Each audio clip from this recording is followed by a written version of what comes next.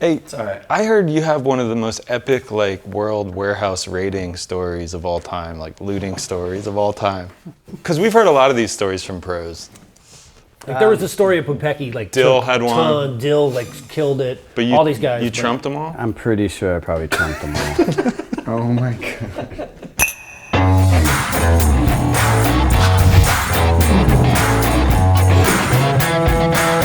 And Steve, if you happen to see this, I doubt he's I don't think watching he gets Weekend Buzz. Wi-Fi on the island he lives on right now. He owns the island. we by will the way. put this one under, you fucked me on taxes, so I fucked you on product. There we go. We're even. We're back.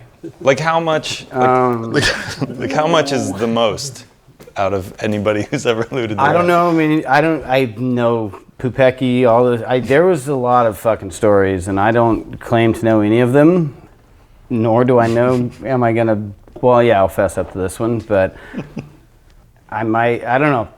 Maybe three full skate shops were in my car / friend's car.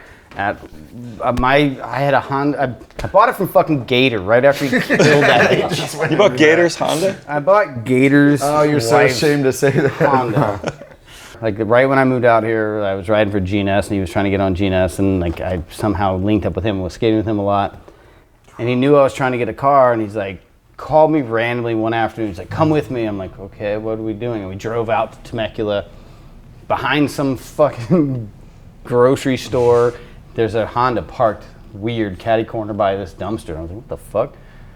Here's the keys, follow me back. I'd never driven a stick in my life. So I drove home, got the car back, and then started paying him payments. And I paid him like 2 payments of like $100 here and there.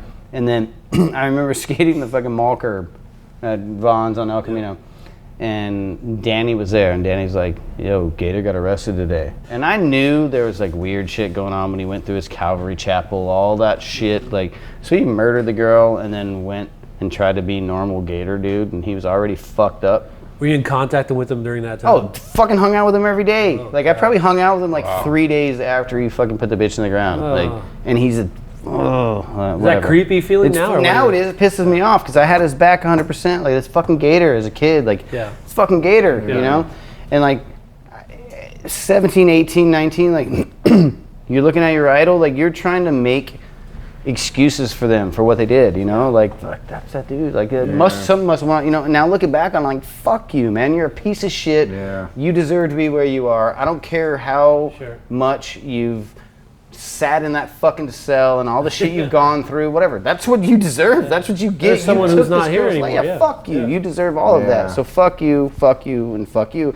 And fuck you for leaving me with a car that I had nothing to do with. You know, I didn't know what to fucking do. And I remember telling Danny was like, yeah, Gator went to jail. And the first thing as an 18-year-old, I went, who do I pay for the car with now?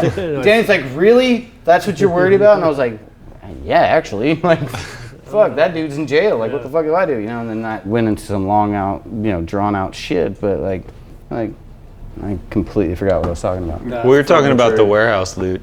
Oh yeah, the warehouse dude. So I had that car. Gator's car. Yeah, Gator's car. Built for crime. Already has He some probably shit. killed her in the damn Oh car. my god. Yeah, Or drive drove around her it, down. Kris. Dear God. That's why it was parked in the back of the That's caddy why corner. that's why I came with a burn it. club. Sketchy. You still have it? Let's burn it. No, Let's it's get just rid of the fucking prints. gone. Let's just go. So I do remember pulling the fuck out of the Lamo World parking lot with it my back scraping There's so much wood in the back. and rope tied through the doors over Seriously. boxes on the roof. And there was just boxes of boards. Like, I probably had, no lie, I'm not kidding, probably 300-400 boards. Like, boxes full of blind jeans, because those were fucking hotcakes at the Super time. hot, Like, yeah. And they just were bags huge. of blind Yeah. jeans. Just- Everybody wanted them, yeah. well, I don't know. I don't even know what it would be worth now. 5-10 grand. More, yeah, like, it was fucking stupid to where it was my car and then a buddy's car, and they were exactly the same. And we just, I don't know, I maybe at the time in my car I probably had 16, 18 boxes Yeah. full of product, and then another car of like that. So I don't, I'm a little like, I don't give a fuck now. No, I didn't okay. realize Exactly. that it was Back. like even known that statute I of might have limitations. rated that bad. It's talked about for years now. Statute of I did not. limitations. Yeah, I Statute did not you're know good. that was talked about. That is new to me at this point. Did you do a polo ad campaign for modeling? What is that you doing? Oh my God! If I was in a polo thing, I'd have it tattooed on my penis. You get a polo A tattoo? fucking No, freckle fuck and my other no. fucking freckle. That's what All I right. do. So just to That clear. was in the heyday when polo was the shit, wasn't it? Yeah, to clear that shit up. I fucking did the teabag stuff with my mom. We made a clothing company.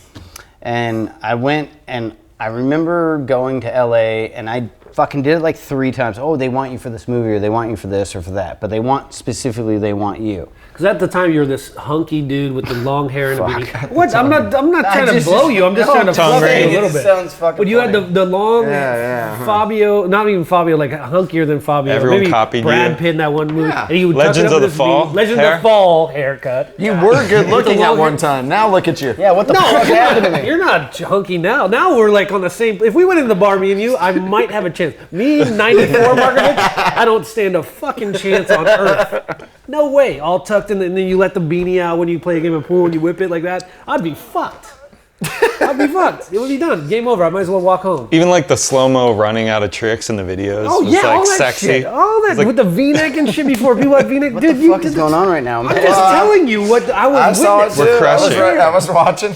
I was there for this shit. All right, so fuck all of you. Anyway, so and- Polo, how does it happen? Polo did it. It wasn't in like GQ and It was- I don't in remember. It was in a it lot was of in big shit, yeah. magazines. It I was in a remember lot at the of time shit. it was in heavy. But I don't heavy-duty really shit. remember what I it do. was. So But it was I'm like, gonna be the verbal part for you. It was a big deal. It was pretty heavy. yeah. So, but at the time, I didn't give a shit. I was like, they're like, well, you get $1,000 a day Sure. for this or that or whatever. But So you they were just- making tons of money anyway. Yeah. So I was like, fuck it. As long as there was like hot ass chicks around, Yeah. all I had to do was smoke weed, draw, and hang out with these hot chicks. Like, fuck, sign me up. You know, like, fuck, I'll take off skating for a week. Yeah. I was just reading your Big Brother interview, and Rocco did the interview. And I was reading this other interview with you where you said, you know you're not the easiest person to work with or something. And in the Rocco interview, you guys got into, he was like, oh, sometimes you go full-blown schizo, you're real volatile. There's like people in the industry who are scared of you. Mm-hmm. I was wondering from your perspective, you saying, I know that I'm not easy to work with. What is it about you that you feel is not easy to work with? Because I know every other interview is done to death, like all the sponsor hopping and this and that and the other thing. I was wondering from your perspective, since you said that. Mm-hmm. It means that, like, I'm super, super fucking passionate with whatever I'm into. And if you can't handle my fucking passion, eat a fucking dick. Because I'm going to be passionate about it and go 100, anything I'm into. And if you don't like it, fuck you. I mean, that's lame and it sucks and I will bend usually. But if I'm passionate about something and I know that if I'm passionate about something, it's going to fucking work. Yeah. And I'm going to do it to the fullest. And that, a lot of people don't like that. I will own every one of my Mishaps, faults, whatever. fuck, Yeah, whatever. whatever I mean, you it's wanna call been 25 fucking Yeah, years there's a of lot. sponsors hopping and all that bullshit, whatever. Problems with people fighting other dudes, fighting pros, fuck this, that, and the other, almost fighting this dude. Like, but it comes down to bottom line, like, fuck, I'm passionate. And if you don't like my fucking passion and if you're not backing it, eat a fucking dick. Like, I don't want you around me. You know what I mean? Like, if you're bored, then we're gonna make some fucking magic and we're gonna make it happen. And it's gonna be, you know. So I guess my passion, like being over passionate about things, is maybe the one thing that I could say would be a problem. You know. You're leading a skate camp, right? Yep. Yeah. I work with Explain that a little bit. kids. We do. I say we now because it's grown into a pretty semi-successful small business. Sure. We do private skate lessons, help kids learn how to do whatever from the basics to advanced stuff, and also do traveling skate camps. How often do you guys run? All year round? Just summer, or what do you guys do? Well, mainly the private lessons are all year long, and then when kids are out of school for weeks at a time, we do these traveling skate camps. So it's a day camp, so it's from 9 to 5, and what we do is offer like an experience of what it's like to be on a skateboarding tour. PG form, of course, but That's cool. yeah, it's super fun. We go up, I mean, because of the connections I've been able to make through skateboarding, it's cool because I have a guest pro come out for them and hang and skate with them, and also we get to go to the barracks, we go to Sheckler's Park, Yeah. P-Rod's Park, But we hit a lot of, outdoor public parks too. And then I film and shoot photos of the kids, post them on Instagram, and we make a video at the end of each week. So Nice. yeah, we're booked up all summer long already. Is there like a website anyone can go to? Like how do people find out about it? It's Neal Mims Skate Academy.com. Neal has to go, but I don't want to steal your last question for Kris. Yeah, no, I'm chilling. I need to know. Have you ever porked Rosa? Wow. That's my last question. I'm out. Ender. I swear you did. She was so fine back in the day. Dear God. You motherfucker! You did, didn't you? You son of a bitch. Oh my God. Did you really? He's out. Did you really? No, that just shut the show down. Yeah. Thanks, guys. Another Markovich Ender. Well, there we go, kid. What was the fucking dude's name? And I don't want to be a dick to him, but he had David like. Bird. Thank you. He had like 19 Was that really what you're yes. saying? Oh my gosh. That in the Union video? I'm like, Yes. He had like